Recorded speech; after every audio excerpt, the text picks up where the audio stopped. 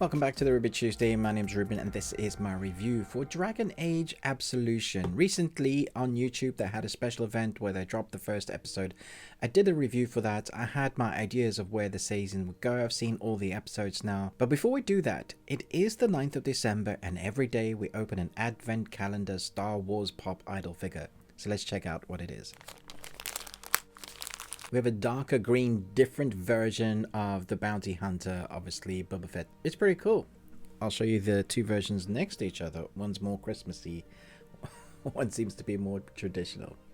Let's jump into the review. Okay, so there are actually only 6 episodes. They're about 30 minutes a piece. It doesn't finish the major arc, if that's what you're thinking. I'm pretty sure this has opened up the new arc for our new main character, Miriam. Not necessarily new, but the new story. We're not following the others. We've finished with that story. So now we've gone for Dragon Age Absolution. And so, you know, when you get to the end, there isn't a completion of an entire story, but the main story that's happened in this one, the thief story of the artifact that they're going to steal, that is concluded mostly or somewhat without doing spoilers. I got to the episode 3 and I wrote down this note, which was one long action sequence, and I thought, they're never going to do that again, because basically the entire episode 3 is just an action sequence.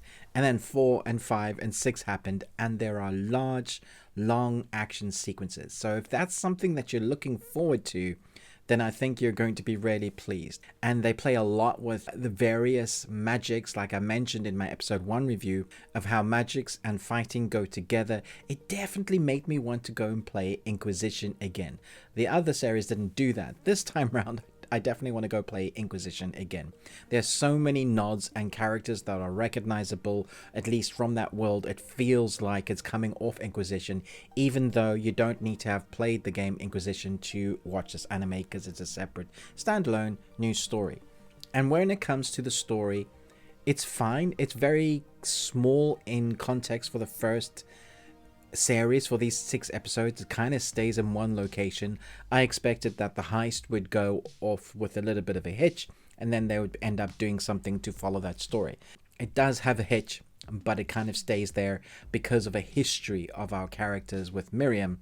There are amazing monsters and dragons, everything that you want. I do feel like it is story light. Now they do a very good job at putting story in of what our characters have gone through, getting us to kind of decipher what has happened between our characters and their past. But they make you think about it a bit, which is fine. But it does feel like there needed to be a bit more story as to the weight of how much action they're giving us. So when we do get those action pieces, and they're great, you get to see the fluid nature. Even though it's fast, you feel like you're being able to watch everything. You gotta feel more for the characters, and I felt somewhat for some of them, but if they all died, I was at the end of the day probably only really rooting for a couple of them, and the rest of like, that would be sad, but if they died, because they haven't given us that much time with our characters, I need to feel invested. So there's a balance there that I think is missing, but they did kind of just jump into this, gone with a bang. It's a heist, A to B with a past, and by the end of the 6 episodes, they kind of given us the arc of what's to come. There are some twists and turns that you're probably not going to see coming, although I think some you might guess. But a couple of them that I went, oh, okay, that's where they're going with their story. And when I went there, I wasn't disappointed. I went, okay,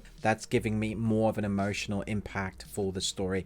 And I think that was a clever idea to do it that way. So the animation is great. You get to see those action set pieces. The score and the voice work have done a fantastic job. Just not sure that there's enough story to warrant all the action that they've gone through, especially as each episode is around that 30-minute mark. It's very interesting to me that there's a character that doesn't speak named Neb that I really like.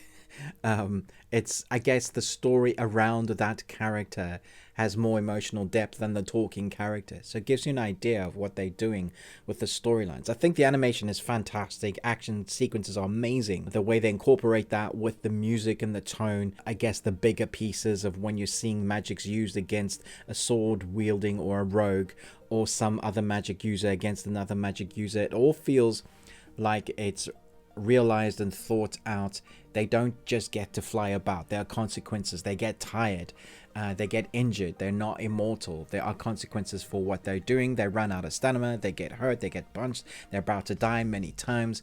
you know, the story has ways for us to believe what's happening on screen in amongst the, you know, the magics and the demons and the dragons, all of that. I like what they did when we got to that end 6th episode, but I'm looking forward to, now that they've established that first season, what are they going to do with the next? Because they've established the characters now, they can introduce new ones, but actually they can really kind of go into the backstory or give us some story of what's happening with the kind of cutscene that we get a little bit at the as the credits roll on the 6th episode, giving us idea of what's going to happen next.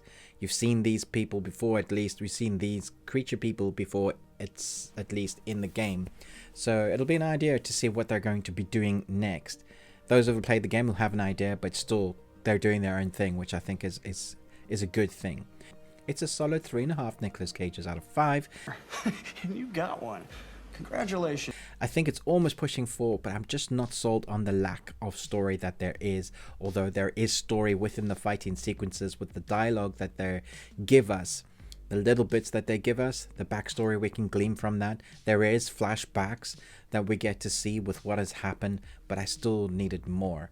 I was hoping that we'd get another whole episode, like episode 2 really is that kind of story of fleshing out. Maybe episode 4, at least 7 episodes, so we could have that extra one for story depth. But when it comes to action, it's amazing. Voice cast, fantastic. The way it looks, awesome. So solid 3.5 Nicolas Cages out of 5. Thanks so much for watching. Let me know your thoughts down below. But most of all, until next time, remember, live long and Tuesday.